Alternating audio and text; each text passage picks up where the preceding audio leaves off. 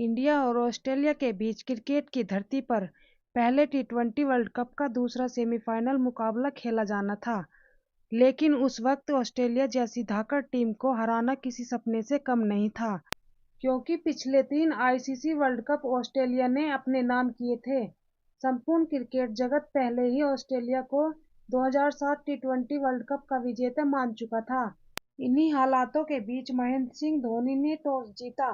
Toss जीतकर पहले बल्लेबाजी करने का निर्णय लिया। भारत की तरफ से गौतम गंभीर और वीरेंद्र सहवाग पारी की शुरुआत करने उतरे। गौतम गंभीर पहली ही बॉल पर बाल बचे।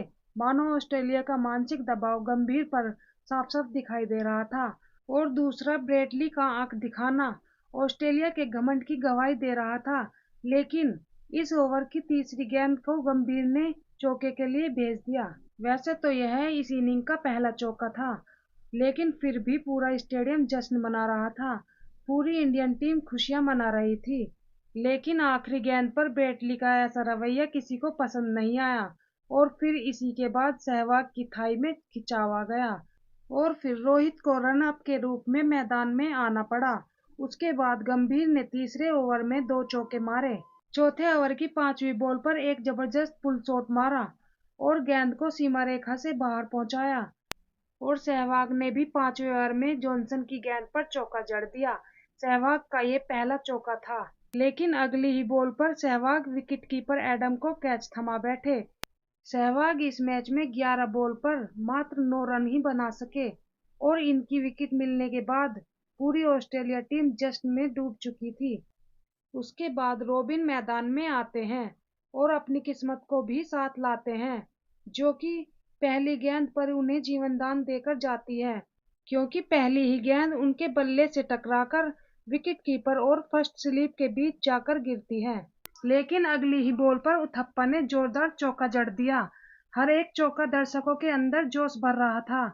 इतने चौके लगने के बाद भी भारतीय टीम का स्कोर अभी भी 6 ओवर में मात्र 26 रन ही था और उनका एक विस्फोटक बल्लेबाज पवेलियन लौट चुका था।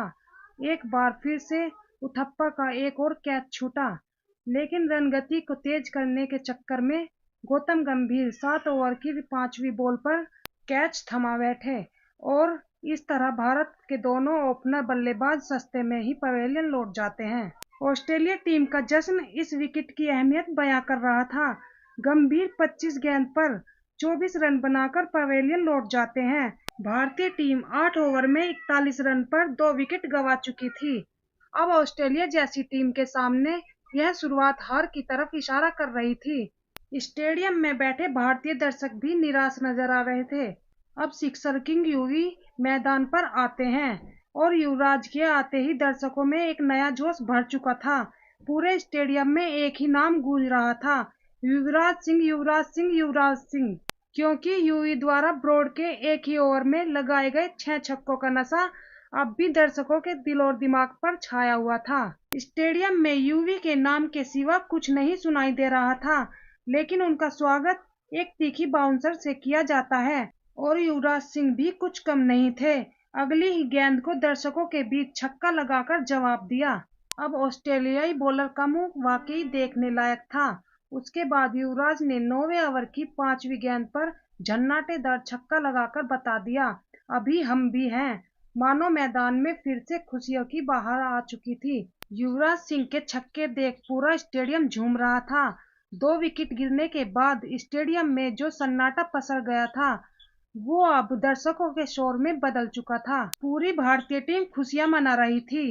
अब भारतीय टीम का स्कोर 10 ओवर में 60 रन था, लेकिन इसके बाद मैदान में एक ऐसा तूफान आने वाला था जो कि सब कुछ उड़ा ले जाने वाला था। युवराज ने साइमंड्स की पहली गेंद पर चौका जड़ दिया और इसी ओवर की चौथी बॉल पर उथप्पा ने छक्का लगाया और लास्ट बॉल को भी युवी ने हवाई यात्रा करा दी। युवराज लगातार चौके छक्कों की बरसात कर रहे थे। युवराज हर बॉल को बाउंड्री के बाहर भेज रहे थे और इसी छक्के के साथ 20 गेंद पर 51 रन तोड़ दिए।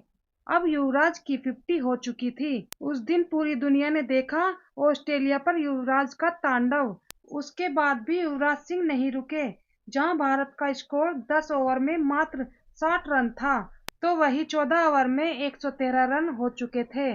और 15वें ओवर की पहली गेंद पर उथप्पा ने छक्का जड़ दिया और अगली ही बॉल पर एक और छक्का मार्क जॉनसन के द्वारा मनाए गए जश्न को आईना दिखा दिया। लेकिन अगली ही बॉल पर साइमंड्स के एक शानदार थ्रो की वजह से उथप्पा की पारी वहीं पर समाप्त हो गई। उथप्पा 28 गेंद में 34 रनों की शानदार पारी खेलकर रन आउट हो गए। इसमें एक चौका और 3 गगनचुंबी छक्के मौजूद थे। अब मैदान पर इंडिया के कप्तान MS धोनी आ चुके थे। धोनी ने मैदान पर आते ही साइमंड की पहली बॉल पर चौका जड़ उनकी खुशियों पर पानी फेर दिया। युवराज ने भी इसी ओवर की 5वीं गेंद पर चौका जड़ दिया और फिर 7वें ओवर की दूसरी बॉल पर युवराज सिंह ने बॉल को तारामंडल के लिए भेज दिया और अगली ही बॉल पर युवराज सिंह एक और बड़ा हिट मारने के चक्कर में बाउंड्री के पास कैच आउट हो गए।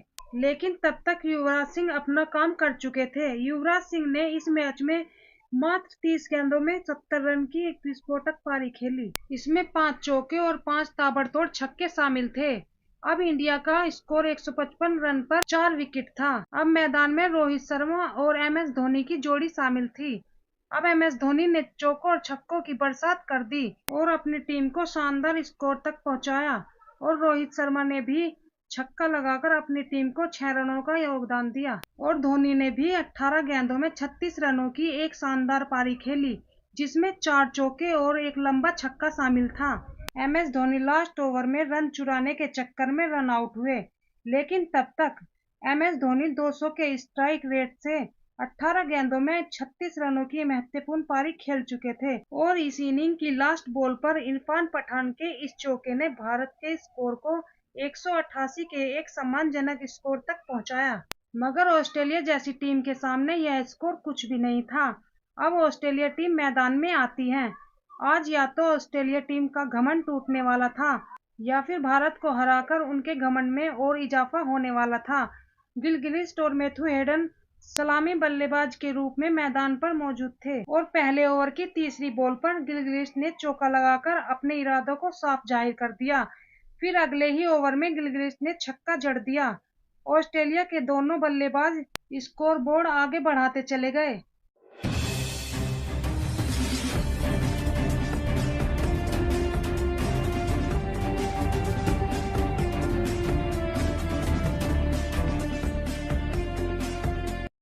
अब ऑस्ट्रेलिया का स्कोर बिना विकेट गंवाए 6 ओवर में 36 रन हो चुके थे, लेकिन श्रीसंत की एक गेंद ने गिलक्रिस्ट की गिल्लियां उखाड़ दी। श्रीसंत का यह सेलिब्रेशन इस विकेट की अहमियत बता रहा था। उसके बाद ऑस्ट्रेलिया बल्लेबाजों ने चौकों और छक्कों की बरसात कर दी। लगातार ऑस्ट्रेलिया बल्लेबाज भारत के बॉलरों की खबर ले रहे थे। अब ऑस्ट्रेलिया को इस मैच को जीतने के लिए 72 गेंदों में 125 रनों की जरूरत थी। तभी इरफान पठान की गेंद पर ब्रेड होज ने जोगिंदर शर्मा को कैच थमा दिया और होज 10 गेंदों में 11 रन बनाकर पवेलियन लौट गए। इस पारी में उन्होंने एक छक्का भी जड़ा था। अब मोमेंटम एक बार फिर भारत की तरफ आ गया था। अब क्रीज पर साइमंड्स आते हैं। यह बात सबको पता थी कि साइमंड्स आकर क्या कर सकते हैं और वो कितने खतरनाक और विस्फोटक बल्लेबाज हैं। लेकिन जितने भी लोग मैच देख रहे थे, सभी को अब तक डर से मुकाबला ही नहीं हुआ था। पर असली डर क्या होता है, उस दिन हर भारतीय फैंस ने महसूस किया। इन दोनों बल्लेबाजों ने मैदान में चारों ओर चौकों छक्कों की झड़ी लगा दी और इनके द्वारा लगाया गया हर चौका छक्का करोड़ों भारतीय फैंस के वर्ल्ड कप जीतने के सपने को चकनाचूर कर रहा था। विकेट ने तो जैसे भारत से किनारा कर लिया हो, लेकिन भारत के पास एक उम्मीद थी। लगातार रिक्वायर्ड रन रेट भारत के पक्ष में था, लेकिन उसी के साथ सहवाग के एक ओवर ने उस उम्मीद को भी बीच मैदान में दफन कर दिया। मैथ्यू हेडन ने 13वें ओवर में 20 रन कूट दिए। अब ऑस्ट्रेलिया टीम को मात्र 7 ओवर में 69 रनों की जरूरत थी और हाथ में 8 विकेट बाकी थे और इसी बीच रन आउट का मौका भी भारत ने गंवा दिया। अब ऑस्ट्रेलिया को 36 गेंदों पे 60 रनों की जरूरत थी, लेकिन श्रीसंत के 15वें ओवर की उस चौथी बॉल ने मैथ्यू हेडन को बोल्ड कर दिया। अब मैथ्यू हेडन पवेलियन जा रहे थे। श्रीसंत का गुस्सा और सेलिब्रेशन इस विकेट की अहमियत को चीख चीख कर बयां कर रहा था। श्रीसंत का आज भी वो जश्न मनाने का अंदाज करोड़ों भारतीय फैंस के दिल में जगह बनाए बैठा है। लेकिन मैथ्यू हेडन के आउट होने के बाद एक तूफान वापस पवेलियन जा रहा था, तो वही माइक हसी के रूप में एक सुनामी मैदान पर वापस आ रही थी। माइक हसी के आते ही भारतीय फील्डर और फैंस के चेहरों की हंसी गायब हो गई। लेकिन इरफान पठान के 17वें ओवर की चौथी बॉल ने साइमंड्स को बोल्ड कर दिया। साइमंड्स ने मात्र 26 बॉलों में 43 रन की शानदार पारी खेली। एक बार भारत ने फिर से इस मैच में वापसी कर ली, लेकिन अब मैदान पर क्लार्क आ रहे थे। अब ऑस्ट्रेलिया को 18 गेंदों में 30 रनों की जरूरत थी। यह मैच अब यहां से कोई भी जीत सकता था, लेकिन हरभजन सिंह ने 18वें ओवर की पहली गेंद पर क्लार्क को बोल्ड कर दिया और पूरी तरह से शांत हो गए। स्टेडियम में अकेले ही शोर मचा दिया और पूरी दुनिया को बता दिया कि ये वर्ल्ड कप हम इतनी आसानी से नहीं जाने देंगे, क्योंकि यह वर्ल्ड कप हमारा है। हरभजन सिंह ने इस ओवर में मात्र 3 रन दिए और अगले ओवर में आरपी सिंह की शानदार गेंदबाजी ने ऑस्ट्रेलिया को रन बनाने का मौका ही नहीं दिया और मात्र 5 रन ही खर्च किए। अब ऑस्ट्रेलिया को यह मैच जीतने के लिए, अपना गुरूर बरकरार रखने के लिए 6 गेंदों पर 22 रनों की जरूरत थी और अंतिम ओवर महेंद्र सिंह धोनी ने जोगिंदर शर्मा को सौंप दिया। इंडिया के वर्ल्ड कप जीतने के बीच खड़े माइक हसी लास्ट ओवर की पहली 2 गेंदों पर कोई रन नहीं बना सके, लेकिन तीसरी बॉल फुल टॉस गई। माइक हसी ने इस बॉल को हवा में खेल दिया। युवराज सिंह ने कैच पकड़कर इस मैच को भारत की ओर मोड़ दिया। अब ये मैच पूरी तरह से भारत की मुट्ठी में था। यह मैच अब औपचारिकता भर बचा हुआ था।